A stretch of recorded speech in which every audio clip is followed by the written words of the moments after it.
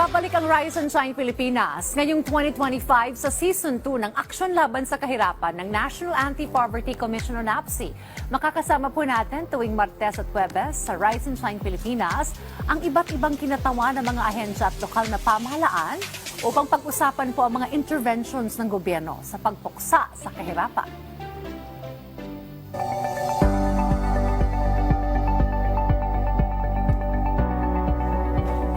At sa ating bagong season, tututukan po natin ang convergence o yung pagsasama-sama po ng mga programa at stakeholders sa patuloy na pagpapaunlad ng mga komunidad at ng pamayanan.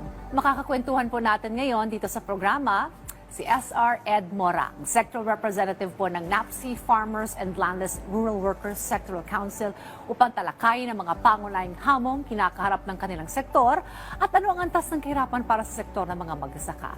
Magandang umaga po sa inyo, Sir Ed. Magandang umaga po, ma'am. Alright, well, Ka-Ed, pag-usapan po natin ng inyong sektor. Ano pa po ba yung mga kasalukuyang hamon na hanggang ngayon ay kinakaharap pa rin po ng ating po mga magsasaka? Ay, yung kasalukuyang hamon na kinakaharap ng magsasaka sa ngayon ay yung pagkabaon sa hirap ng kahirapan ng mga magsasaka, lalo na kung sa matatagpuan sa kanayunan. Di ba dito yung binabangkit nyo lagi dito, ang pag-asaka ay sandigan ng ekonomiya ng ating bansa. Pag sinabi mo pag-asaka ay sandigan ng ekonomiya, makikita mo agad yung tatlong sektor doon. Andun yung mag-asaka, kababaihan at kabataan. Sila yung ngayon yung matatagpuan mo sa kanayunan para likhain yung produkto para sa ating lipunan. Ngayon, ano pa yung kalagayan nila? Sabi nga natin, alin sa PSA, maroon kami bilang na 58 million na mga mag-asaka. Yung kababaihan na 1.82 million at yung kabataan 660 million magkakabataan.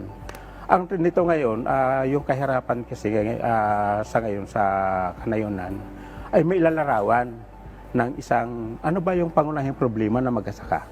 Yun ang gusto naming ipaabot agad sa publiko. Ang pangunahing problema ng mag-asaka ay ang kawalan at kakulangan sa lupang sinasaka. Okay. Yun ang problema. Kapag wala kang sinasakang lupa, ikaw ay matatali doon sa ibilang manggagawang bukid ka. Pag manggagawang bukid ka, ang problema nito ay mababang halaga ng gastos o yung mababang sweldo na matatanggap mo sa maghapong paggawa. Ay kung may 6 kang pamilya, paano mabubuhayin ang isang pamilyang 6 na miyembro kayo kapag wala kang lupa? Kapag may lupa ka, magtatanim ka, ang problema naman dito yung kapital. Mangungutang ka sa magkasaka sa mayamang magkasaka sa baryo, 20% interest. Kapag hindi ka nakabayad at sila nagkaroon ka ng problema, patong-patong lang yung utang mo, hindi nabubura. Yun yung pangalawang problema namin. Pangatlong problema na mag-asaka ngayon, yung mataas na gasto sa produksyon, abono pestisidyo, yung land preparation, napakataas niyan. Pero yung produkto na mag-asaka naman, napakababa. Presyo ng palay magkaano, umaabot ng 11 pesos, 12 pesos. Pero magkano ang bilihin naman, araw-araw na pinapasa namin, napakataas. Yung pabigas, etc. Napakahirap ng buhay. Yung binabanggit namin dito ngayon. Ang maganda nga lang dito, sa ganitong buhay, ay mayroong isang pag-unawa na inabot na. Yung nasabi ko. Pero liban pa doon, ma'am, yung usapin po ng kalamidad. Dudugtong ko na agad. Yung kalamidad, lalo panahong ito, yung kalamidad, hindi mo alam kung sa isang taon ilang bagyo ang darating. Kung ang mag-asaka mong tamaan ng kalamidad sa baryo ay malayo sa lugar, malayo sa kalsada, anong buhay nila ngayon? Paano tutugunan ito ng kagiat ng ating pamahalaan? Bagyo, tag-ar at tag-tuyo. Tuyo ang ani, wala kang anihin. Anong aabuting ani ng mag-asaka? Napakalaki ng gastos. So yun yung problema patong-patong na binabanggit ko. Okay. Well, sadly, Ka-Ed, ang mga magsasaka ang siyang tumutulong sa atin para magkaroon tayo ng pagkain sa ating pagkainan. But then again, na-mention ninyo yung mga pagsubok, nakakulangan sa lupang sinasaka, kapital, mataas na production cost, tapos nandyan pa yung challenge ng calamities. Now, ano-ano yung mga programa ng iba't ibang gobyerno na nakatutulong po somehow sa ating mga magsasaka at ano pa po yung mga pwede pang gawin para maitaas po natin ang antas ng sektor na ito? Yan, ma'am, ang napakaganda. Sabi ko nga kanina, may isang magandang niluwal sa bahagi po ng National Anti-Poverty Commission na dati wala ito. Kasi yung batas ng mag-asaka, saka ng urban, ng LGU, ng gobyerno natin, at saka ng agency, pinagsama ngayon. Kaya nga kami mayroong tuwirang partner agency, tulad ng Department of Agriculture, the Agrarian Reform, Philippine Coconut Authority, ito yung maliwanag na program na nakalaan para sa mag-asaka. Halimbawa sa DA, meron itong programa para doon sa mga magsalbawa, livestock. Opo. Meron ito intercropping, mayroong rice program, may rice corn program.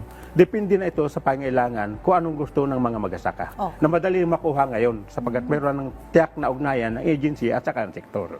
Yun yung isang sabi ko maganda ngayon. Na nung una ay may tension kami. I-request kami ng dialogue, hindi namin alam kung paano kami harapin o hindi. Samantalang nasa batas, obligado mag-usap ang agency at saka ang sektor para sa programa. Yun yung isang napakagandang inabot ng batas na 8425 sa bahagi ng ating Pangulo sa kasalukuyan. No? Pangalawang partner agency po namin dito yung DAR, Yes. usapin ng lupa. Yun nga sabi ko kanina, ang pangunahing problema na mag-asaka ay ang kakulangan sa lupa. Ang gumagampang ansya nito ay yung DAR, Department of Agrarian Reform. Nagkakaroon kami ng dapat na pag-uusap, lalo nga may Emancipation Act na binanggit, na binapprove ang ating Pangulo. Ito yung daan na para maabot na yung kawalan ng lupa ng mag-asaka. Ang kailangan lang namin ngayon, isang pag-uusap muli sa bahagi ng DAR at saka ng sektor ng mag-asaka. Yung ugnayan na yun dapat ma-establish para yung hirap ng mag-asaka sa usapin ng pag-abot ng programa may mawala, magtulong ang gobyerno at saka yung sektor ng mag-asaka. Yun po yung mga ano namin ngayon, mga partner namin ngayon. Sa bahagi po ng coconut, ang partner agency po namin na Philippine Coconut Authority, pag-usapan, na-approve na yung batas ng Pangulong Duterte, paano i-implement ito sa mga mag-asaka? Naka-allocation kasi sa 16 agency eh. Ang usapin, paano ito mapupunta sa mga mag-asaka sa bahagi ng pag-uusap sa bahagi ng Philippine Coconut Authority at saka ng sektor mag-asaka. Ganun ulit ang process na mangyayari sa bahagi namin. Okay. Yun ang malaking bagay para sa aming mga mag-asaka sa kasalukuyan. Okay. So kita natin yung mga iba't ibang ahensya ng gobyerno, yung kanilang mga mahalagang papel para Yes. para sa inyong sektor, nandyan ng DA, DAR, and PCA, you mentioned. How about the local government units? How can local government units help para po sa ating mga magsasaka? Ito sa local government unit ay tinahati na binabanggit ko. Gusto kong sabihin agad dito yung positive reaction. Ang sa local government unit sa bahagi ng mag-asaka, dito matingkad eh. Yung usapin pag may calamity, ang takbo mo kaagad sa local LGU eh.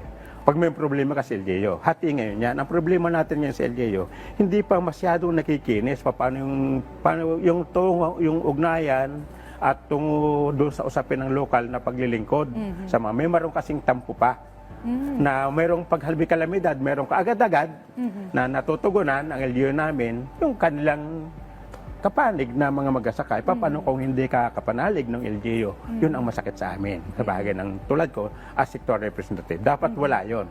Pantay-pantay dapat pare-pare mag-asaka. Sabi ko, wala dapat color coding dyan. Kung sino malapit lang sa LGU, yun lang matutugunan. Yung wala pala, paano naman? Yun ang iyak.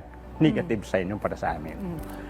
Yung Alright. positive naman, Yes, go ahead. para sa akin, ang LGU, anumang sama ng loob mo at saka anumang gagawin mo, kayo pa rin ang magkakasama. Kayo pa rin ang magtutulungan. At ako naman ay naniniwala dahil mayroon namang nangyayari na pagmamasid ang national na pamunuan, na-aresto naman natin sa kasalukuyan yan. At nandun yung tulong namin bilang sector representative sa local government na yun. Panghuli na lamang, Kaed, ngayong National Farmers and Fisher Folks Month, ano yung gusto yung mensahe na iparating po sa mga kabilang po sa sektor na ito? Ang mensahe, una-una po, sa local government, unahin ko po doon, nagkaroon dapat ng isang konkretong programa sa hanay po ng mangingisda at na mag-asaka. Patungo sa national agency, yung konkreto ito paano pag-abutin yung local at saka national program para po sa mangingisda at mga mag-asaka. Yun ang tingin kong daan eh. Dapat mag-usap sila. Hindi pwedeng hiwalay yung implementation ng LGU ng local at saka hiwalay yung program ng national program. Dapat buo siya para doon sa sektor ng mag-asaka at na mangingisda. Ngayon nga, balik ako doon sa tamang programa, yung paglitaw po ng NAPSI, doon talaga nagkaroon ng malinaw na ugnayan ng agency at saka ang sektor sa bahagi po ng ilalim ng ating gobyerno. Yun po yung pinakamaganda para sa amin. Nabawasan kami ng tensyon at consumption kasi nag-uusap na kami ngayon. Dating wala yun, wala pa NAPSI. Yun po Well, yung there's maganda. development already, Yes. pero nabanggit niyo, sir, marami pang mga puwang, para laanan pa ng mga marami pang programa para sa ating mga magsasaka. At maraming salamat po sa mga ibinahagi po ninyo sa amin ngayong umaga. At sa ating pong mga manonood, maraming salamat din po sa inyong suporta. At hinikayat po namin kayong muling tumutok sa ating programa sa darating na Webes. At ito, Ka-Ed, samahan niyo po ako at sabay-sabay tayong umaksyon Yun, laban laban sa sa kahirapan. kahirapan. Salamat po, Ka-Ed.